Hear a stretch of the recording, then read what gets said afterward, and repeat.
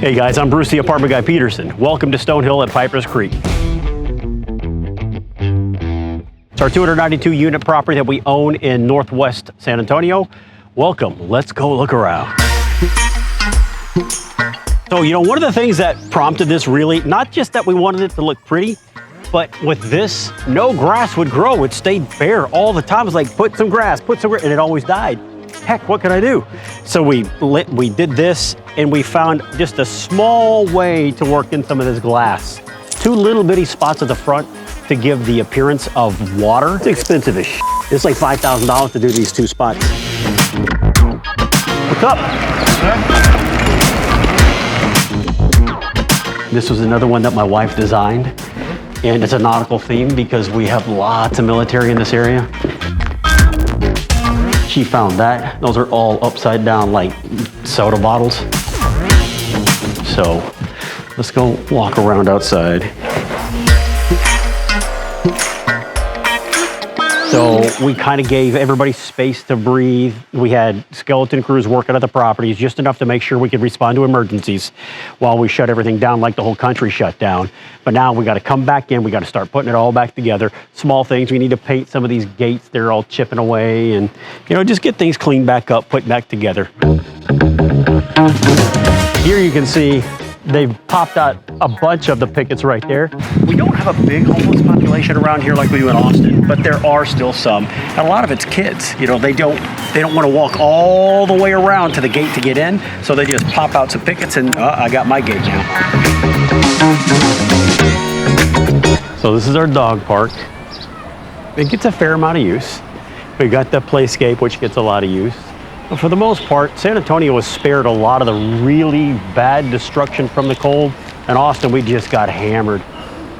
You know, my property there, we lost every single piece of landscaping there. If it wasn't a tree, it all died. Here, it didn't do much. As a business owner, I'm always trying things. I'm always trying to figure out what will work, what will not work. I'm trying to figure out ways to be different than the neighborhood. Nobody else has this that I've seen. It's something that I saw at one of the trade shows that we went to. And I thought, you know what? Maybe it works, maybe it doesn't work, but we're gonna try it. So I spent $30,000 on this thing, and people are like, how in the world was that thing $30,000? Well, by the time you run plumbing to it, electrical to it, buy the unit itself, put the fencing up around it, everything in it's between $25,000 and $30,000. Well, it didn't work. We can't get people to use it because we were charging $10 per wash, which feels really high, but if they take their dogs somewhere to get them bathed for them at a pet store or someplace like that, they're gonna pay more than that. They're gonna pay $20 to $40. Why do we have flaking but never up? Why is that? It's always at the bottom, it's never on the top two rows. I don't know. Oh, do you mean where it's like ashy and stuff? It's ashy, but all your paint is flaking off too. It's because of the moisture bouncing up. When it rains here, okay, the moisture wicks up into the concrete there and stuff, okay, and into the bottom of the siding. Okay. And it causes okay. And the other thing that we get with the bottom, just to be perfectly honest, is at some point, instead of just going over like when they were painting it, you know, they were repainting it on every turn. Right. And so instead of going and brushing it down, they were just spraying it over. Okay.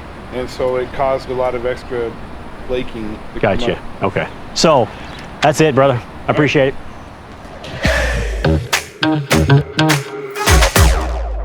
I've got a property tour. We're going to try to buy a property across from us. Yeah, there's Broadway over that way, I think. Yeah.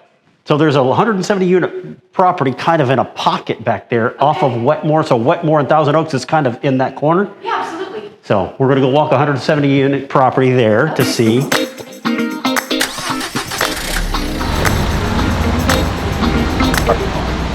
There you go. Oh, that was you were behind me. This is Priscilla. How's it going? And this is Brian Leonard. A little casual here today. Good to see you. How you doing? You good? Hey, I'm Bruce. I don't know what we're doing, if we're elbowing, if we're fist bumping. Fist bumping, Bruce. Good to see you. Good to meet you. All right, so let's go see some stuff. Yeah, let's go. So this is like our little grocery thing that we have going on since COVID started. Somebody brings something and then they kind of like give and get. Oh, so it's like a food pantry type setup thing. Yeah. You can come in and get food. Yeah. That's really cool. And then they bring something. Most of our residents bring something.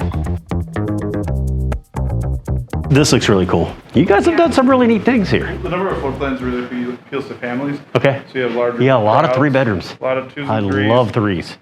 And 957 average square footage. Yep. So you I saw typically that. have a more expanded family. What's your current occupancy? We're at 97 Okay. and pre-leased at 97. Okay. Pre-lease at 97. Okay. So Nice. yeah, we would do like I would sit here with the kids and stuff and just watch like a Disney movie. Last one Okay. we watched was Aladdin.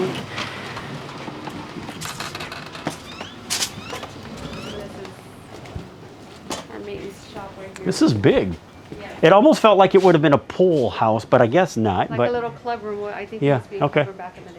But the main man has been here over 6 years for a while. Okay. He has everything. So is there any other properties serviced out of this shop? Or maybe I should ask, are some of the larger tools loaned out to other properties that Leo maybe owns? Or No. is everything self-contained here? Well, before yes, but now everything's here. Okay. Everything's So here. then pretty much everything would convey, I would assume then. Yes. Okay.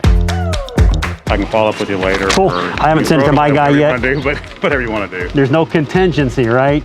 I have to use him or you don't sell to me? That's what La Montagne would always do to me.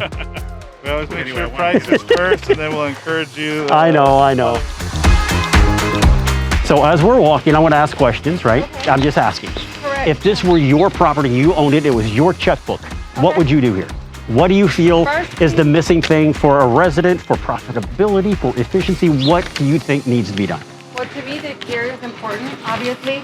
So the first thing I would do is asphalt. I would work on the asphalt Okay. because that's a seal coating, striping, fresh new look. When you drive in, that's to me, that's curb appeal. Okay. The landscaping, and I would maybe update like a outside gym or something like that. These are all the same size laundry rooms. We have the same size washers and dryers, the same amount. Okay.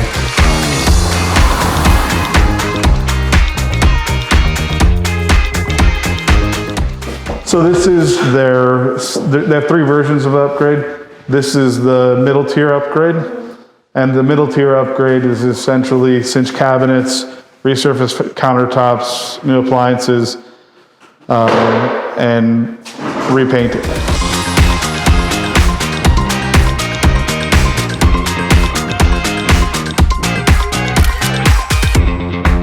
Okay. I think we're good there, right? Yeah. All right. Thank you very much.